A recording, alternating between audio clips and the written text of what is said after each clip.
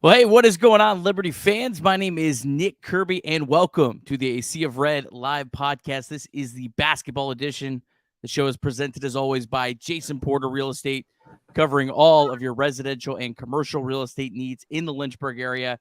And our newest sponsor, Ironclad Coffee. We're really excited to have them joining us along as a sponsor as well. We'll tell you a little bit more about them later on in the show. I'm joined, as always, by now not just the Reverend, but the Dr. William Matthews. Doctor, how's it going tonight? Good, man. I wish I had some Ironclad coffee. I got this old Dunkin' Donuts right here, but we're going to get through it tonight. Just a true professional with the sponsorship.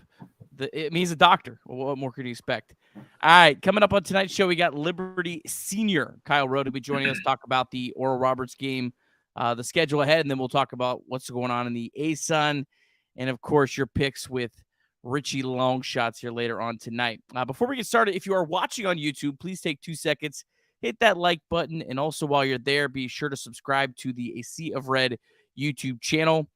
Sea of Red continues to post all kinds of great content. We've got post-game interviews. We've got a lot of other cool stuff coming up, so make sure you're subscribed so you can always get it when it first comes out. Then the Sea of Red podcast is also available on Apple Podcasts, Spotify, and SoundCloud. Subscribe there. Give us a 5-star review. That kind of stuff really helps us continue to grow the show and provide more content for you. So let's jump right into it, talk a little bit about the game last night. Liberty falls 84-70 to Oral Roberts. Tough loss. Liberty did lead 42-38 at halftime. The big bugaboo of the game was the turnovers. And before we talk a little about the game, I wanted to give you just a small clip of Richie McKay and Darius McGee in the post-game press conference. Coach, 20 turnovers, that's kind of been something that's bit you guys a little bit this year in a couple of your losses with the turnovers. How do you try to correct that moving forward, and what was it that Oral Roberts was doing to kind of create those turnovers? I mean, we work on it every day. Our turnovers have declined substantially since the Cancun. Yet again, I think the way people are going to guard us, if you don't get penalized for guarding Darius with great physicality and with 2 hands on him, why not keep doing it? And we don't do it that way. We've never done it that way. And I'm not suggesting that that's what they do, but I think it makes it really hard on them. And not a whole lot you can do better than try and take care of the ball and be better. It's a learning process, and I do like our team, and we're going to be really good. We just haven't put together. Well, we didn't put together 40 minutes of consistent Liberty basketball tonight. Darius, want to ask you, I mean, this might be the first time I've seen a team this year face guard you 90 feet from the basket. Are you noticing teams now sort of changing how they guard you on defense this year? And how are you working through that and working to help your teammates take advantage of those situations and get good shots? Each game is different. I mean, at the end of the day, regardless of what it is, you got to identify it, trust your coaches, trust your teammates and what they see, and like kind of collaborate to work to get the greatest shot possible on that end of the floor. So, I mean, every game is an adjustment. Yeah, really interesting post-game comments there. Feels like maybe a little bit of frustration setting in with how teams are guarding Darius, especially physically. Turnovers were the story of this game. Will, is that? I mean, just kind of, your takeaway from this is, it's pretty simple. Just got to, take care of the ball a little bit better. Yeah, especially after you had a good lead going into half against a good team, and it didn't seem like they were really. I mean, they didn't really stick out as a great defensive team to me. But yeah, I mean, just the turnovers, and I'm not I don't know much about basketball. I've never played basketball at any level. So I can only react as a fan, and it felt like that Oral Roberts game was probably the biggest game of the year. And we just it seemed like they just kind of laid a turd when it mattered the most. Yeah, but it was a quad 1 game. Definitely a missed opportunity. Really, really tough to lose a game on the road when you go 13 for 27 from 3. I mean, that's hard. I mean, that it's really difficult to shoot that well. Yeah. on the road. And yeah, like you said, Will, I thought when Liberty took care of the ball, Oral Roberts had no answer defensively. The Flames were getting whatever they wanted. It felt like. They were getting open shots, and then we saw Darius was driving to the hoop, and Brody was getting to the hoop, and they were finding some guys inside there, and it was just kind of like, man, we should have won that. But yeah, the turnovers really hurt. Yeah, I mean, I do love these games though. I do want to make sure you make mention of that. I mean, I feel like these are really good games for like ASUN tournament play, which is obviously going to be the 3 biggest days of the year for Liberty is going to be the ASUN tournament games. Or there's not a better team in the ASUN than Oral Roberts. Florida Gulf Coast maybe might have something to say about that, but this is the kind of game that's going to prepare them for that. So I think it was good. I would love to see Liberty and Oral Roberts do some sort of home and home and just do like a 10-year contract every other year. Both schools really fit each other, mission wise and all those kind of things. So I would definitely like to see that. Any other final thoughts on this before we bring in Mr. Kyle Rodwell? Yeah, no, not particularly. Just it was just kind of right there even for most of the time, and we kind of went on a drought with 12 13 minutes left in the second half where we just went 3 or 4 minutes without scoring, and that was just kind of the nail in the coffin. Like, it just still seems to me like maybe gelling is an issue, and what are you going to do when if Darius isn't shooting well, or what if he gets in foul trouble and has to come out? It seems like we're still just kind of looking for an answer in that area. Yeah. All right, well, let's get to it. This is the Liberty Player Interview presented by Jason Porter Real Estate.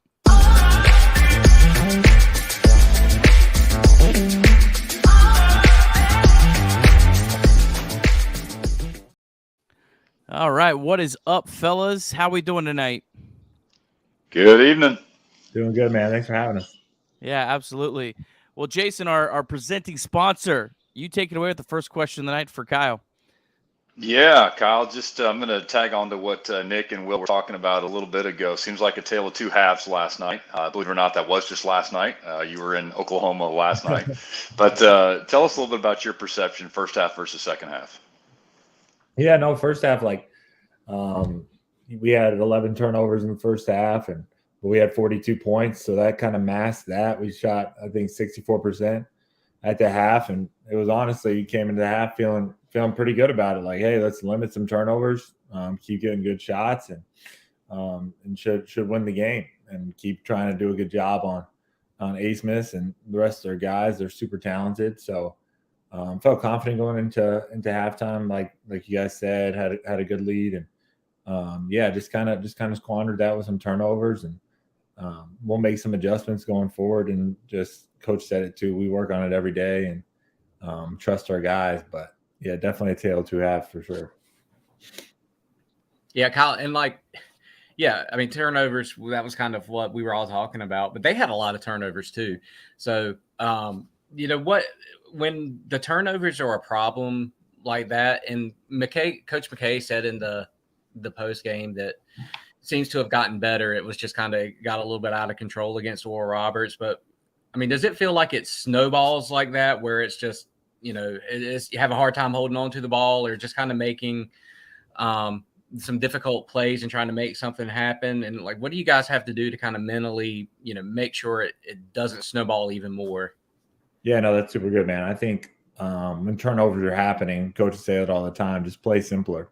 Just a lot of times we got a bunch of guys that want to make the right play, and basketball, especially on the road, when crowd's kind of turning, you want to make a home run play right then to kind of quiet it. And I think coach tells us all the time, let's hit singles, and didn't feel like we hit enough singles last night to kind of combat some of their runs and combat some of the turnovers we were having, myself included. So just got to kind of embrace making simpler plays and just finding solutions that way, I think.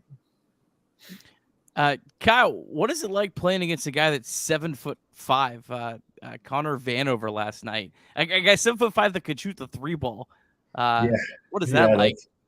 It's definitely unique. I remember my sophomore year, we actually played Zach Edey in his first game at Purdue, and it was COVID, and so there wasn't like it was his first game. Obviously, they had Jaden Ivey, that was a freshman on that team, lottery pick too. So didn't really have a scout on either of them except high school clips. And then you play a guy like Edey, and he's 7'4". And then Vanover last night, I think they had him listed around 7'5", and that was right. He was really tall and could shoot it, talented, and obviously they have a really good team around him too. So allows him to shoot the 3 ball and do some other things well. So. Kyle, what are you guys thinking about sort of that next level of scoring? I think that's kind of a prevalent thought too. The guys were talking about that just a minute ago before you and I jumped on too. We anticipate Darius getting his all the time, but then it's always that second, third, and fourth scorer, and that's the cool thing about the squad. I think you never know who that's going to be, but is there a focus to get a little bit more consistency with that? You've been stroking really nice here the last couple of weeks and shooting the ball well, but how do you guys start thinking about that second, third, and fourth score behind Darius? Yeah, I think that's kind of the beauty of it. Like with our team, we have so many different options that like any night feel like guys could bring in 8 to 15 points in a multitude of ways. I think last night pretty balanced. I think we had a few guys with 8 points. Brody, I think, had 9 off the bench, and like we said, I think we made 13 or so threes or shot the ball really well. So offensively, eliminate some of those turnovers and get a few of those possessions back. Feel like we score a few more points and pretty balanced in that way. And then obviously Darius is so special and is going to be in the 20s most nights. So, but just picking spots too, like he attracts so much attention and having the right reads in certain situations opens that up too. It even opens up his game a little bit more too. And some of us are scoring in different ways. So. Yeah, Kyle, one of the commentators on TV last night for Oral Roberts just kind of compared the two teams and said you guys were very similar teams, and time to turn the page. And you guys have Bryant coming up, and you guys are finished with the road portion of the out of conference schedule, and then you guys open up at Bellarmine. What is your favorite and least favorite aspects of road games? What can you tell us about those? Yeah, no, I actually really enjoy road games. Like you got to spend a lot of time with the guys, and it's actually probably the least favorite part is just kind of waiting around the day of the game for the game. Actually, it's one of those things where you get up, have breakfast. You don't really have practice. You have a shoot around, but that's pretty light around noon probably, and then go back to the hotel again and sit there till about 5:30 until we film and then head to the game. So it's the kind of the waiting game on game day is kind of the least favorite part, but we play a lot of cards and hang out and watch other games and stuff. So the road games are sweet. So Kyle, you guys got 3 games coming up in 5 days. What is that kind of grind like to prepare about? I think that's really good, man. I think in ASUN play, you play on Thursday, Saturday, some conference tournament time. You're going to be playing 3 and 7, hopefully, and so I think it really does prepare you really well. I think like you hit it nail on the head. Oral Roberts was kind of like a conference tournament game that you feel like ASUN tournament really prepares you, and they're a really high quality team. So, and I know these next games will be as well. So super good opportunity for us. And we got a few practice days before that too. So I know coach is excited about that. We're excited about that. And it'll be good. Kyle, what kind of things are you guys expecting for this tournament up in Massachusetts? Do you have some peripheral things that are kind of part of the showcase up there, or is it really just pretty much straight basketball? Are there any social kind of things that you know about? Yeah, I think we're getting there just day before, which is pretty standard. We actually play at noon, so the waiting game won't be as much for that road game on Saturday or 12:30, I think. So that'll be fun. And Bryant's a really good team. Obviously, had a really, really good score last year and have a lot of experienced players on their roster this year. So we'll get preparing tomorrow for them. And yeah, it'll be good. I've never been to Massachusetts, and I know Basketball Hall of Fame is a really big deal. So we normally get to play in these once or twice a year, and it's always first class tournament. Yeah, Kyle. Talk about a little bit about Zay Warfield. I feel like he's a underappreciated part of the team. He comes in and just like hustles and is diving and is just all over the place. What kind of energy does he bring to you guys? Yeah, Zay is so appreciated, like from our perspective, like players, coaches, and outside. He doesn't get enough recognition, I feel like, too. And he's one of my favorite players to play with. He just always makes a big play in a game and makes a lot of really good little plays. And I know he hit 2 threes last night that were big time for us, and he reps that every day and shoots it with confidence. We feel like it's going in too. So. But regardless of how much he scores every night, Zay brings an energy and just a toughness that's really good for us. All right, Cal, last question of the night for you. So a couple games here before conference play begins. What individually do you want to work on the most here over these next couple games to get yourself ready for conference play? Yeah, I think just continuing to find out ways to help make simple plays for us offensively and feel like we can really make another step here in these next few weeks defensively to really hone in on that end. So just kind of being a leader in that way, and then be able to knock down some shots to help take some pressure off Darius, obviously, and it'll be good, man. I'm super excited for the next few games, and we got a big conference season ahead of us, and like Coach reminded us yesterday, it's not the last game wasn't the last game of the season. We have 22 guaranteed left, so I'm super excited to get to work and get with the guys tomorrow. So, all right, very good, Kyle. We're really looking forward to these next 2 games. 2 really, I think, good challenges for you guys heading into conference play. Grambling's really surprised me with how well they've played this year, and that's going to be a good game at Liberty Arena. So if you're in the area, make sure you guys go and check out the guys and support them right before the holidays here. Well, Kyle, take care. We'll hopefully talk to you again here soon. Awesome, man. Appreciate you guys having me as always. Yeah, absolutely. All right. Well, Jason, wanted to talk about home inspections. How important is that when you're looking to buy a home? Yeah, super critical piece, Nick. Thanks for bringing that up. That's one of those areas of the contract to just sort of put it in an overall timing context. Once a contract is ratified and buyer and seller have agreed, the buyer does have a chance to be usually a 7 to 10 day home inspection window. And I've got a number of home inspectors with whom I work that are really, really good. And we go in, and their responsibility, of course, is to kind of kick the tires and do everything in regards to that, and also find out and come up with a list of repairs that we want to request from the sellers to take care of. So very important piece of it. The other massive piece of home inspections that I want to make sure that I shout out to is the fact that actually is your last exit ramp out of the contract. So if you can't come to terms on inspections and repair items and those kind of things, there is a way out of the contract. So it's an important piece of negotiation.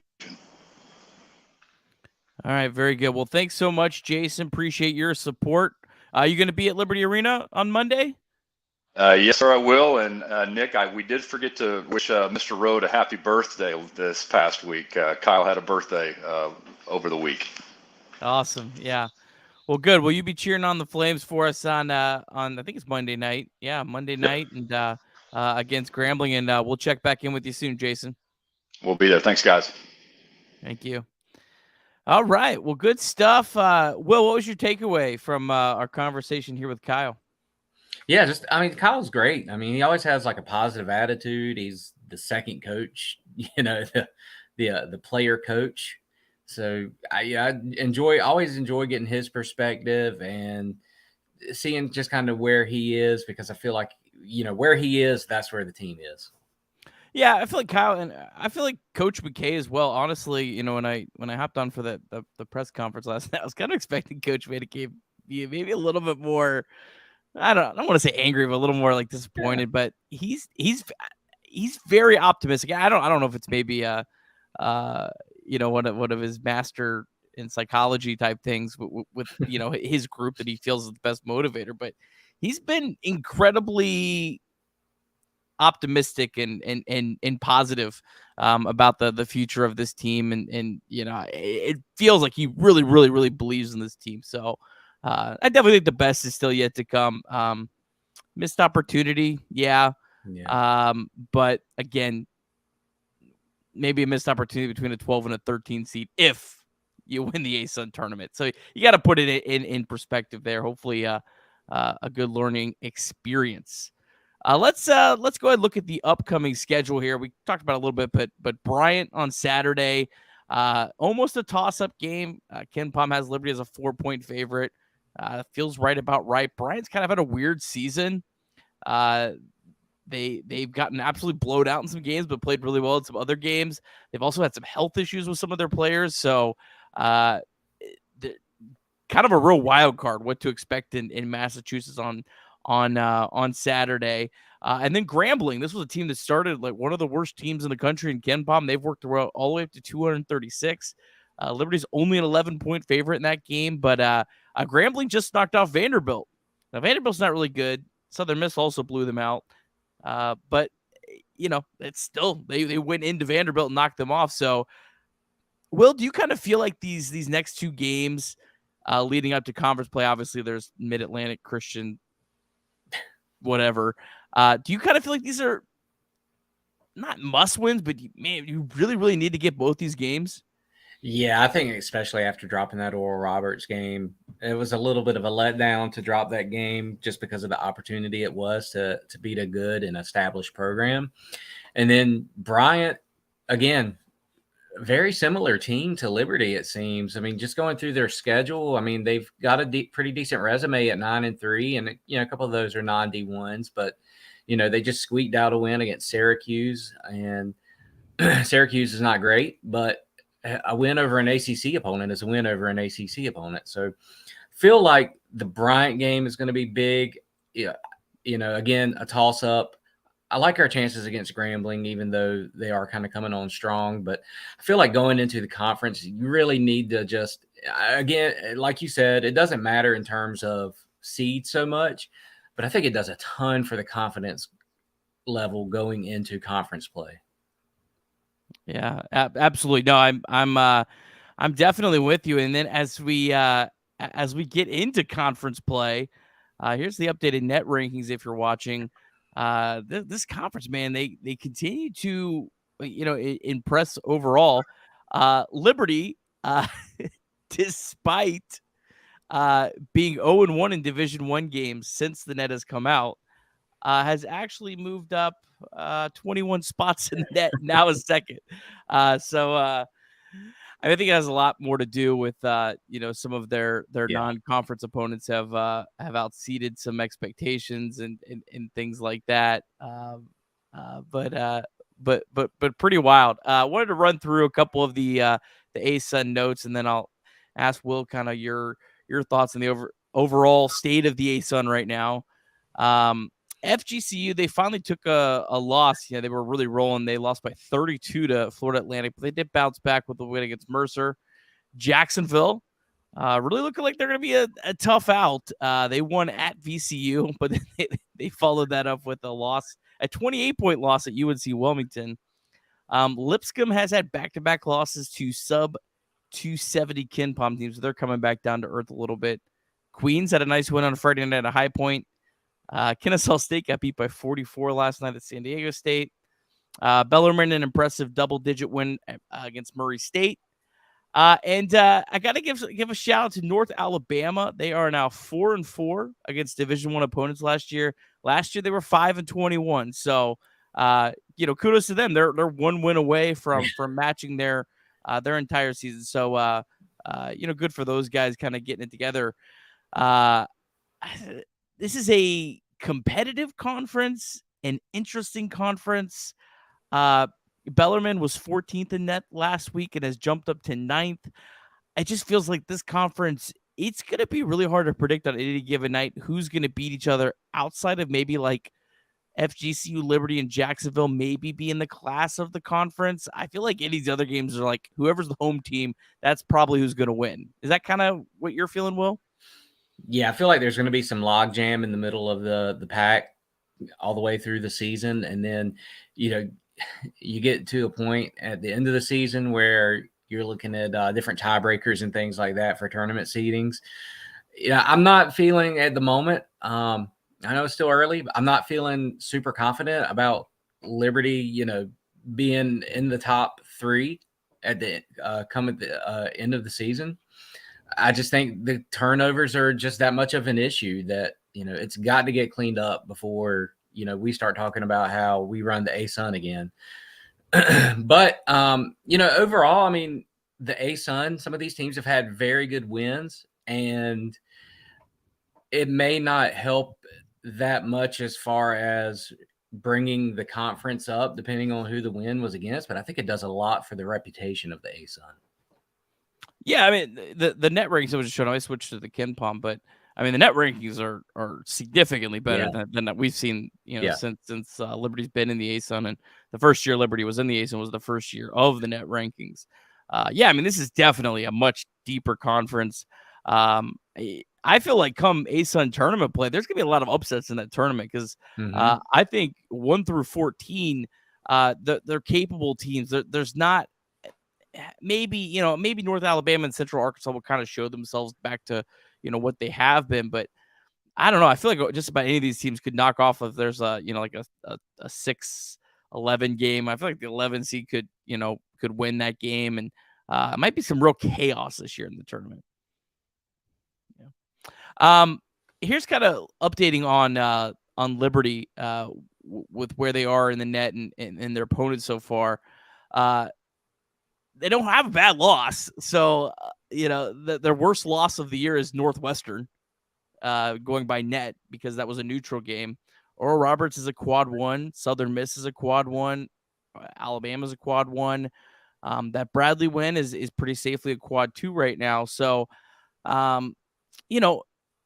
maybe it's one of those things where, it's a little disappointing that Liberty is where are we at? We're 4-4 in D1 games, I think. Maybe a little disappointing in that, but at the same time, you don't have any bad losses. And when you're getting to Selection Sunday, if you're fortunate enough to win the ASUN tournament, the fact that you don't have any bad losses is going to look pretty good. And Liberty's going to have a couple opportunities for like Florida Gulf Coast. That's going to be a home game, so that's huge for Liberty.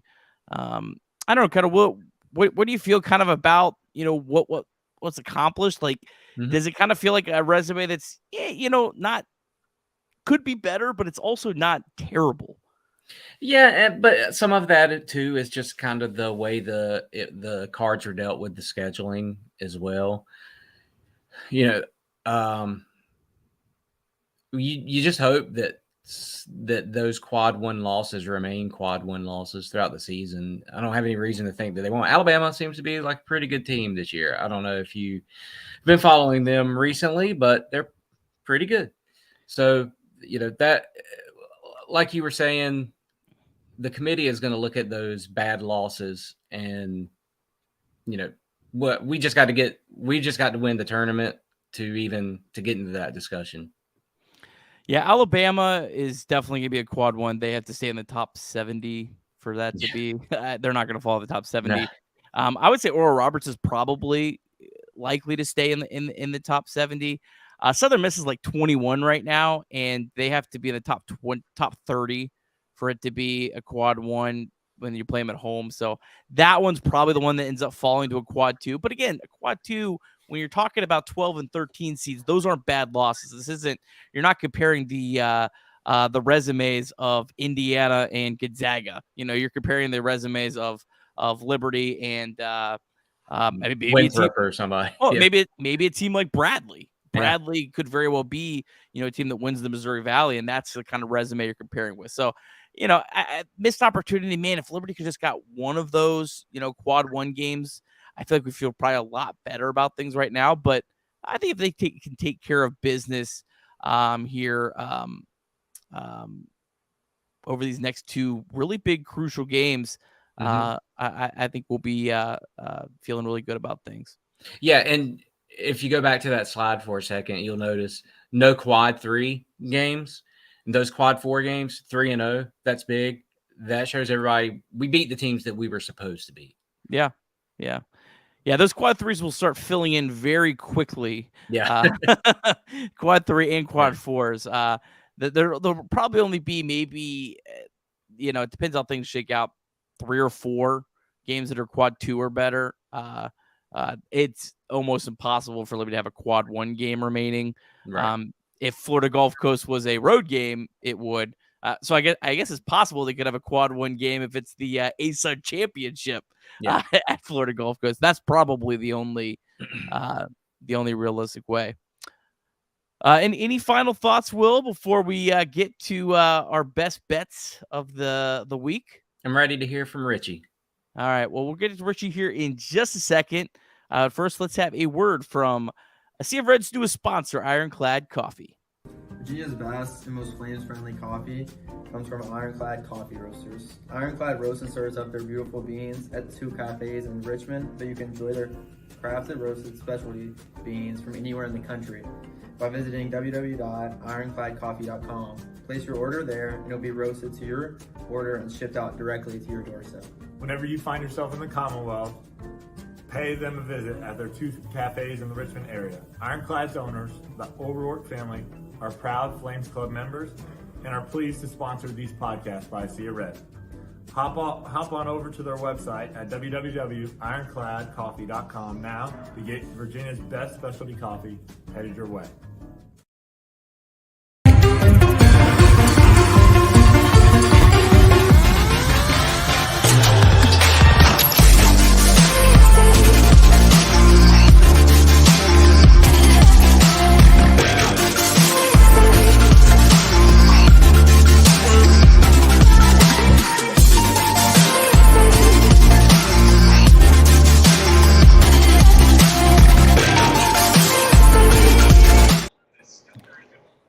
Yo!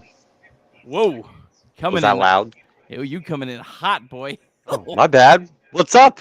What's up, buddy? I thought we were going to have to change that graphic to a new at Richie Longshots or whatever it was. Yeah, you know what? We played with fire. We got burned. We said some things on the bird.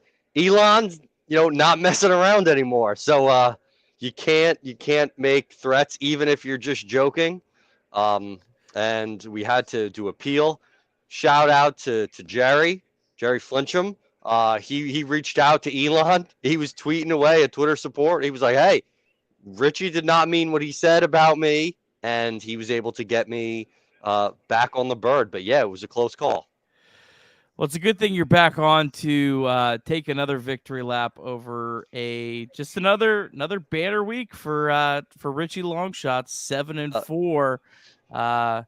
While the rest of the world is struggling. It was a big Saturday. I think 3-3 going into Saturday, and then rattled off a 4-1 day. Which, if you've been following football, I've been begging for 4-1 all season. But so just casual week 5, rattle it off. Also, shout out Dr. Matthews, very impressive. I'll probably never get a doctorate because I refuse to do any APA citations ever again for the rest of my life. And in your honor today from our legendary video, I'm enjoying myself a nice non-alcoholic brew, so no need to cover me up tonight. So this non-alcoholic athletic beer is for you. The jury's out if there's reps on that or not. We'll see about that. All right, you ready to get to our best bets of the week? Yes. Or Richie's best bets of the week, not mine or Chad or John's best bets of the week. A lot of tough games this week. I will say there was a lot of tough games. So I felt good last week. This week, I'm hoping just, to go 500, not have that, a disastrous 2-9 week and just throw it all down the drain. Yeah. Well, we'll see. Does the tide turn? All right.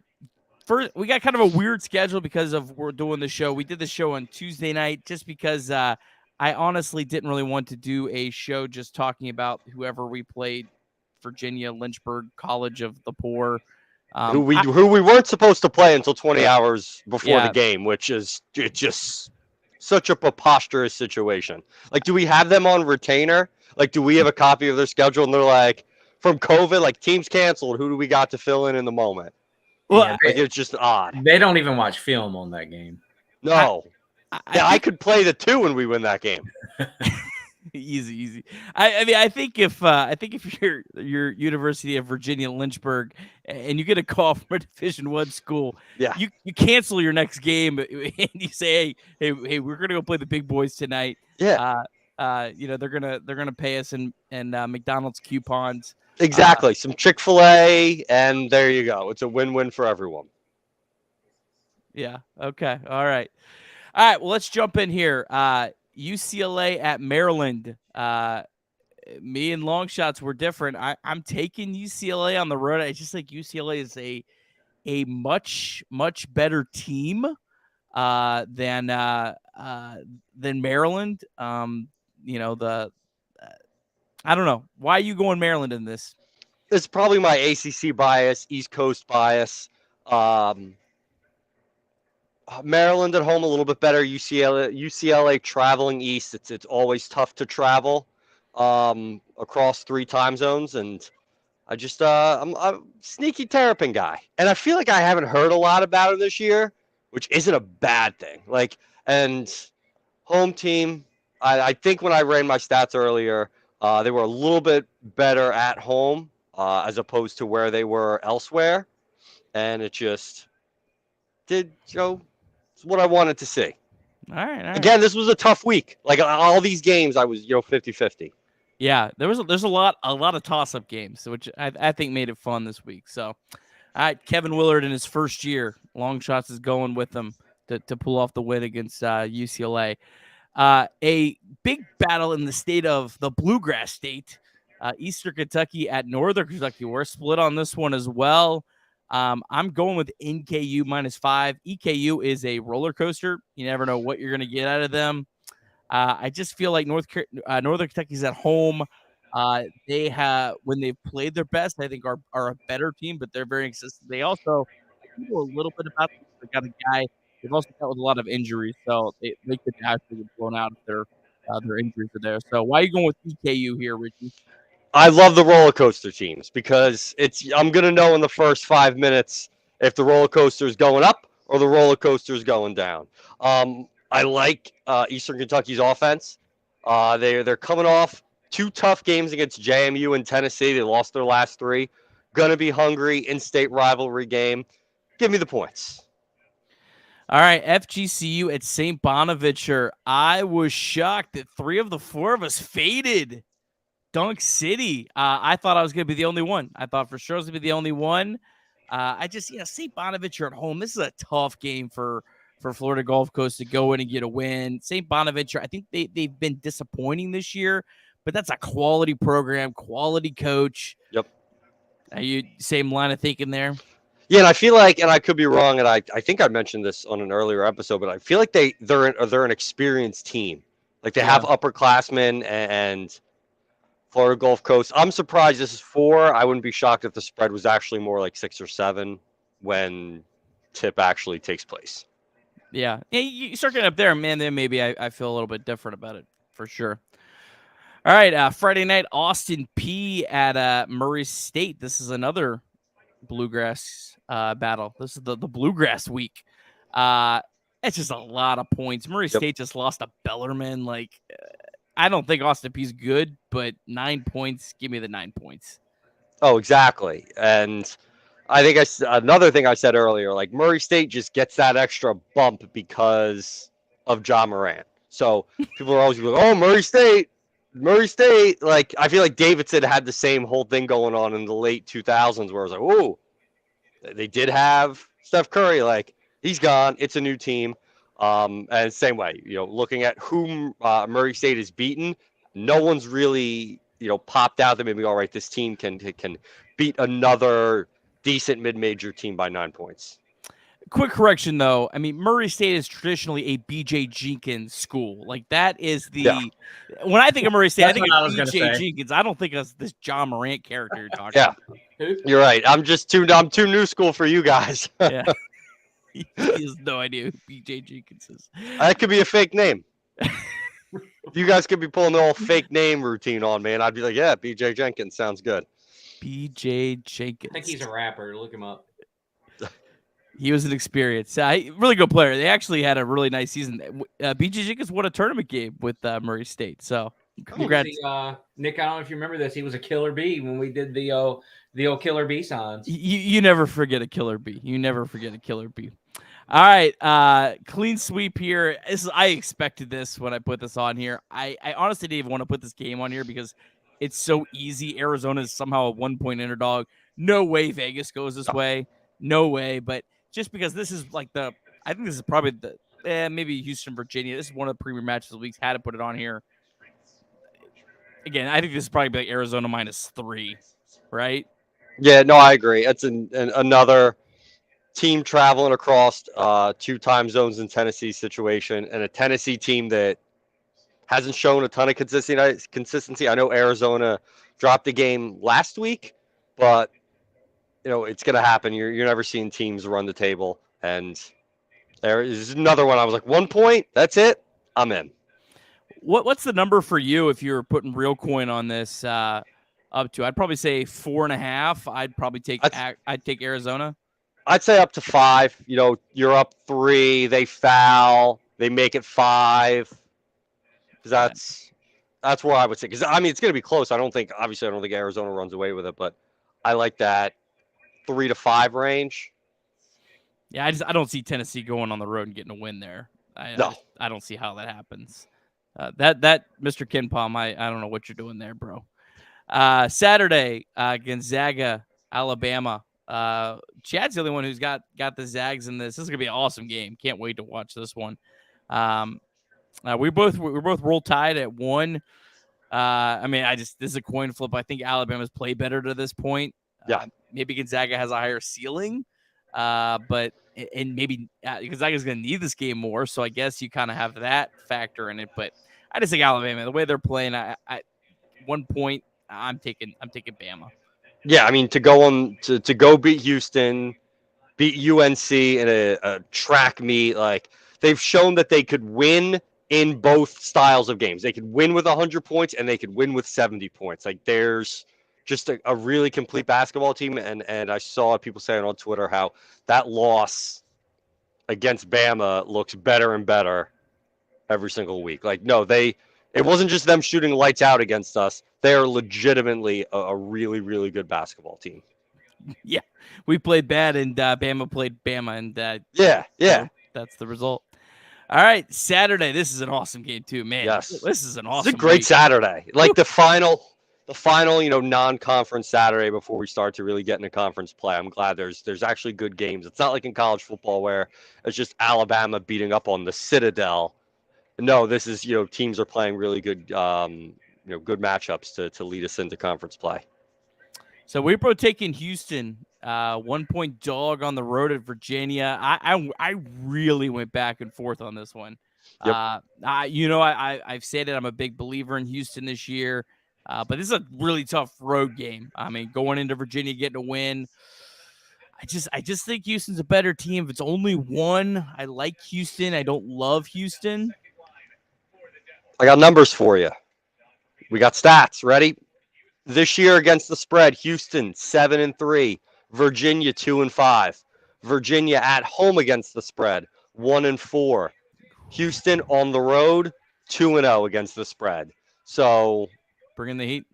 Yeah, a lot of numbers that lean towards Houston. It worries me. It's almost like too many numbers in their direction, but I'll ride that as long as those streaks are willing to keep going. All right, Bryant versus Liberty. Yeah, this is where I get people tweeting at me. You don't really like Liberty. At John Manson, how can you have someone that doesn't pick Liberty on your podcast? Well, John didn't pick Liberty in the other game, so it's really on John here too. But why are you the hater in this one? It's only 4 points. We were like 4-point underdogs against Oral Roberts.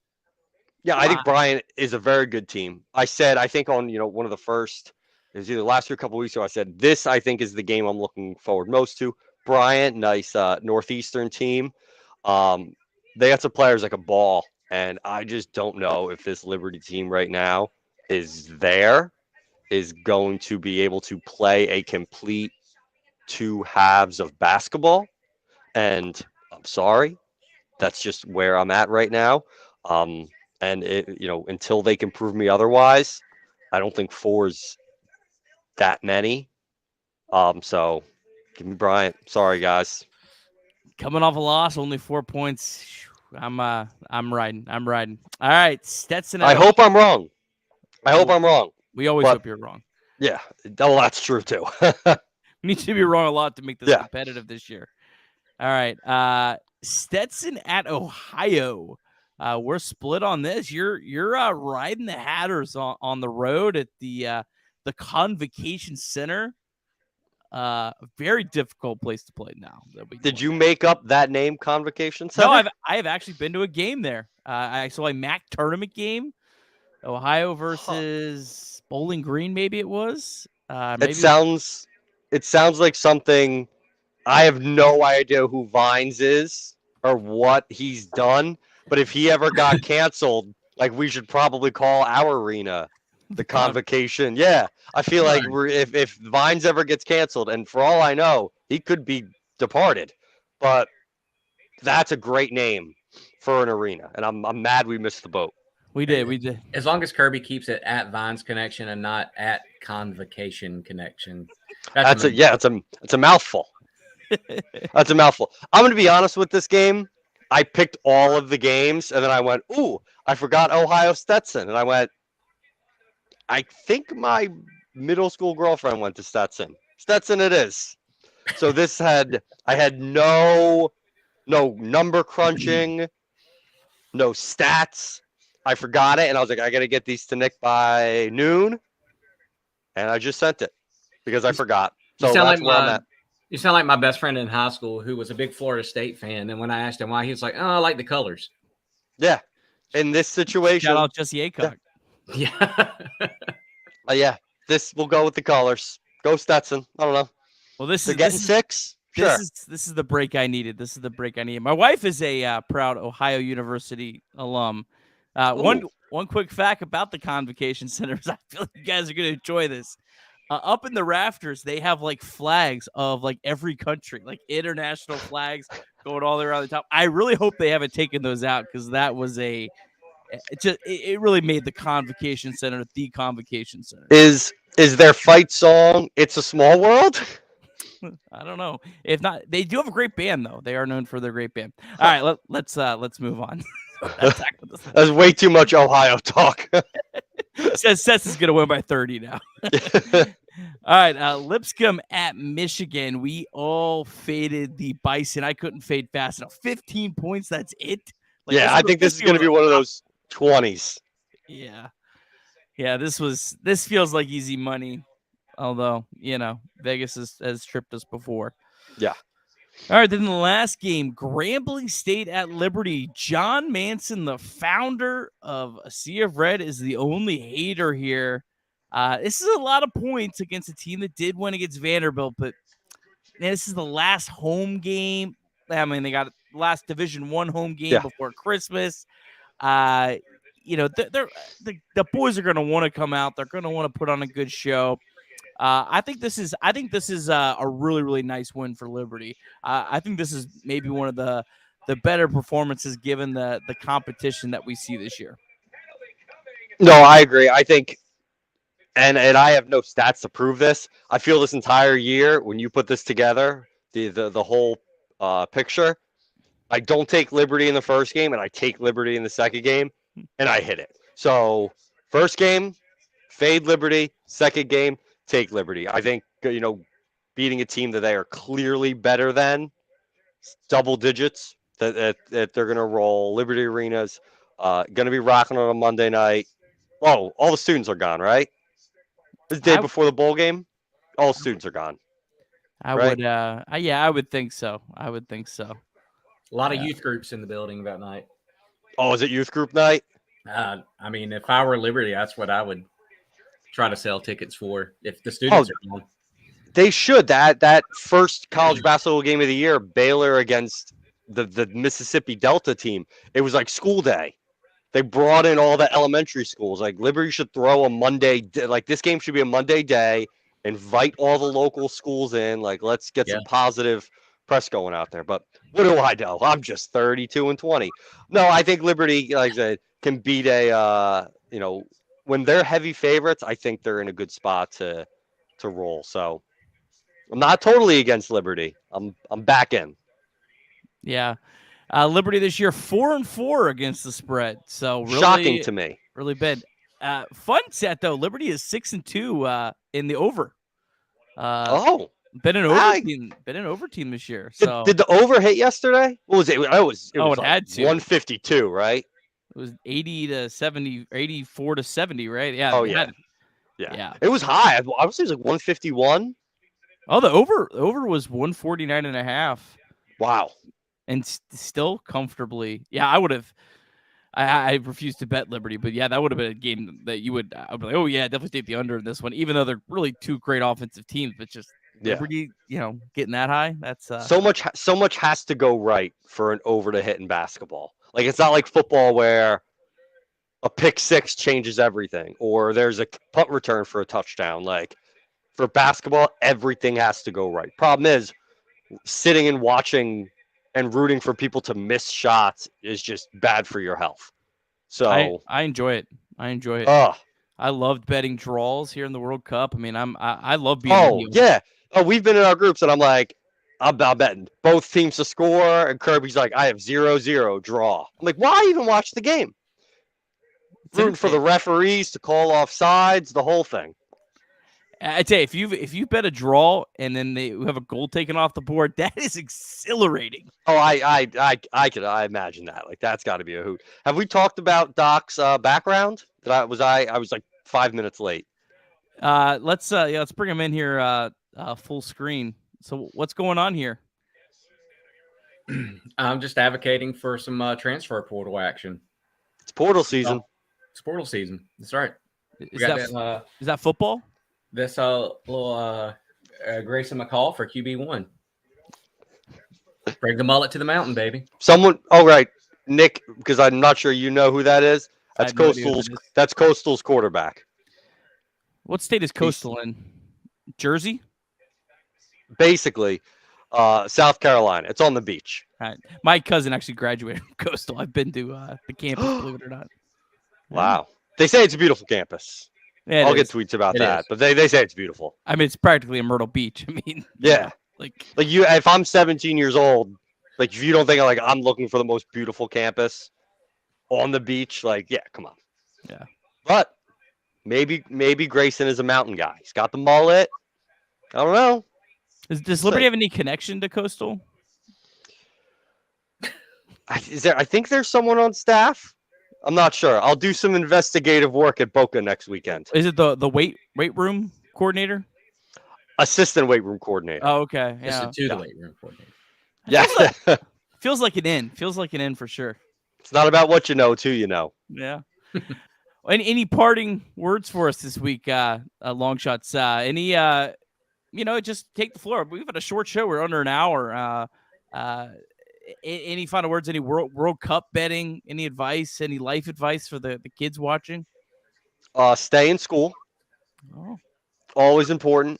You could go very far with a high school degree or a GED. Sports-wise, World Cup. I'm rooting for Argentina. I'm rooting for Messi. The GOAT deserves a World Cup. And they're heading to the World Cup. Won a little bit of money today on Argentina. Won a little bit even more on Giannis getting a triple-double tonight. So we're riding high. We're getting ready to get into a great sports time of year where the NBA, the NFL is in the playoff push. College basketball conference play is starting. Bowl season. NHL is in full steam. NBA is in full steam. MLB winter meetings are taking place. We're getting it from everywhere which way. So excited about that. Excited to keep talking basketball with you guys each week. It's been, as I say, every week. It's great for me to get in, look at some of these games, and listen to you guys talk. Y'all are the experts. I'm just the numbers guy that's on a lucky streak right now, and love getting to listen to you guys each week. And I appreciate you having me on.